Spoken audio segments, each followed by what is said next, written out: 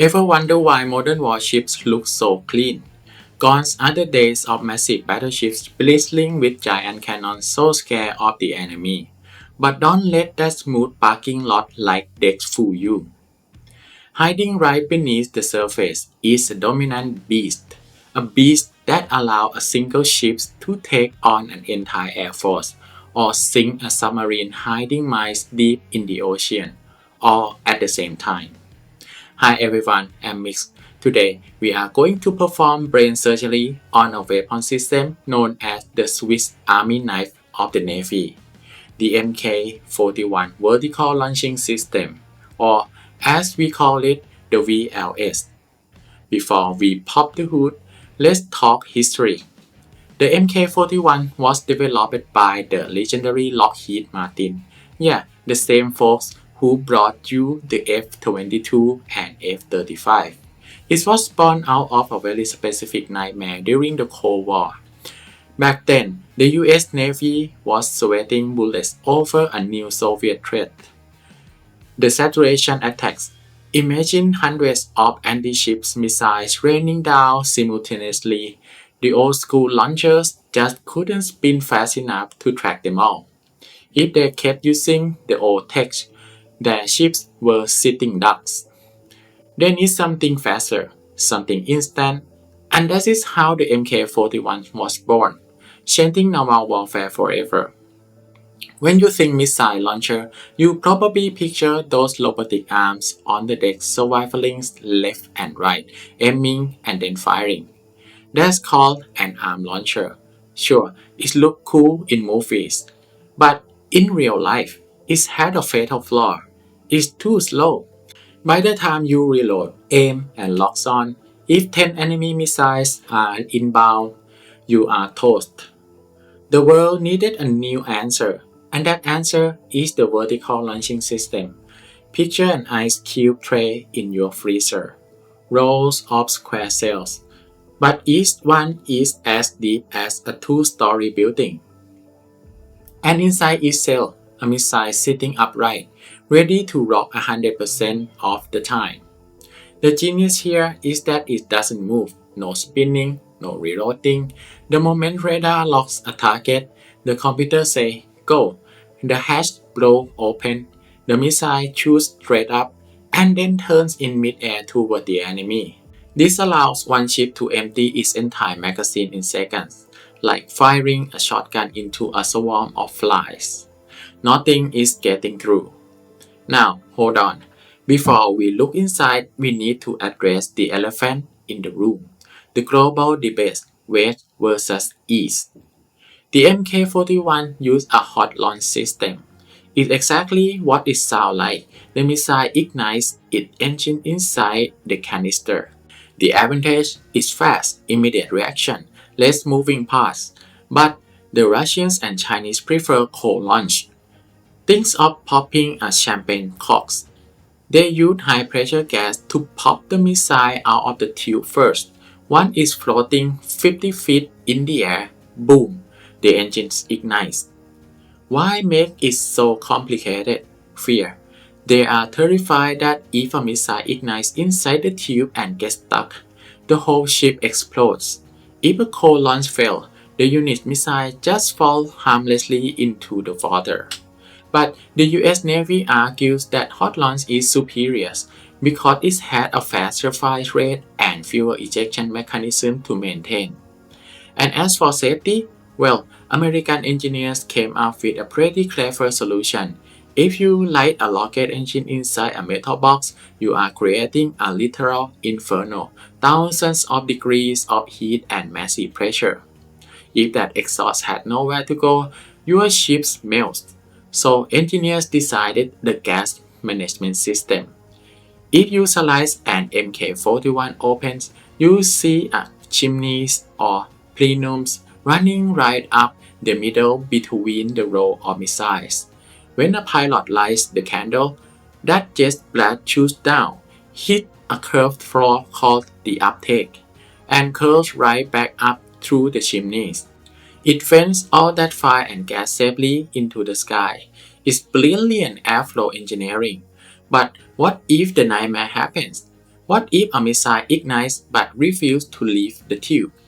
The MK41s had a deluge system.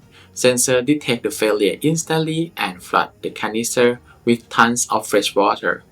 It cooled the missile down and drawn the files in seconds.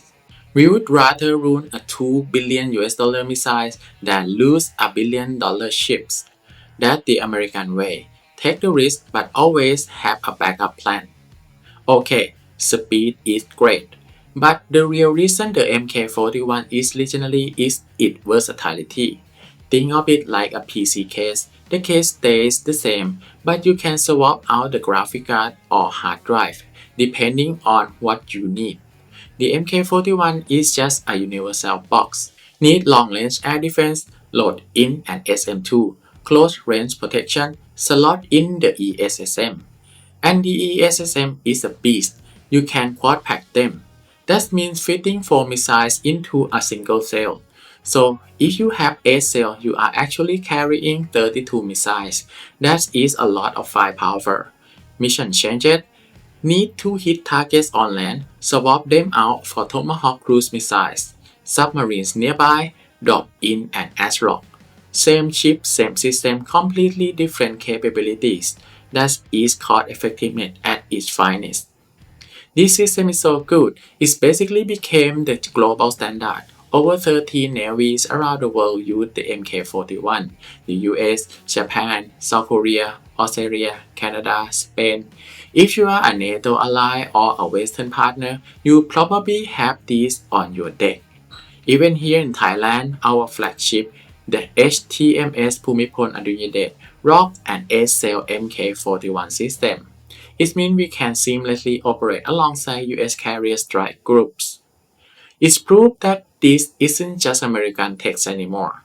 It's a global standard for naval defense worldwide. So, it sounds perfect, right? Well, no.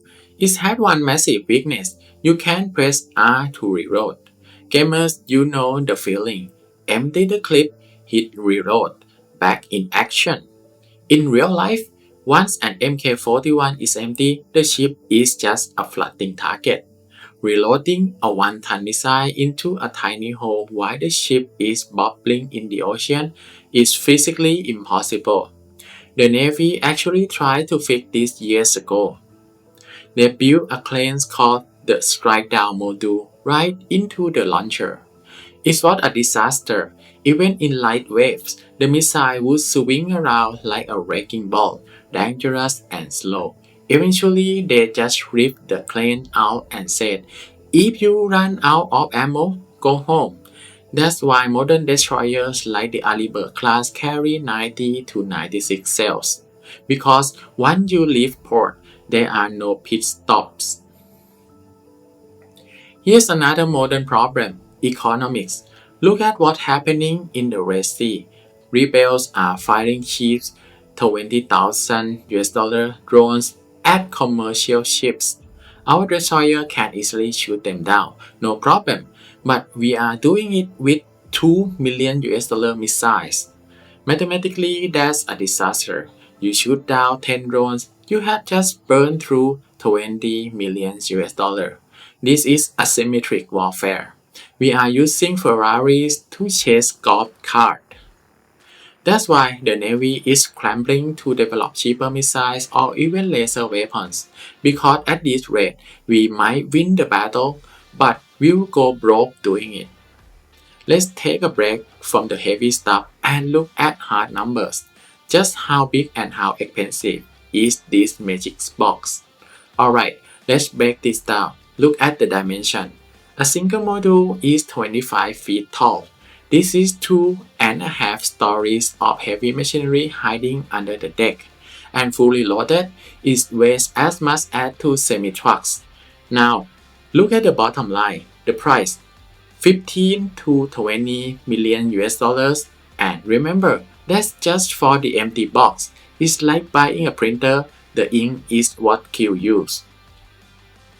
If you want to fully load just one 8-cell modules, say you pack it with quad packs ESSM, you are looking at hundreds of millions of dollars in ammo alone. That is the price of security. Oh, and a quick note for the military geeks out there. The 25-foot height I list. That's the strike length version, the big boy. There is a smaller tactical length version, but you can't fit the big tomahawks in those. So when you see news about a Navy buying VLS, check the specs, size matters. So what have we learned? The MK41 isn't just a metal box with holes in it. It is a masterpiece of engineering that carries the hope of the entire crew.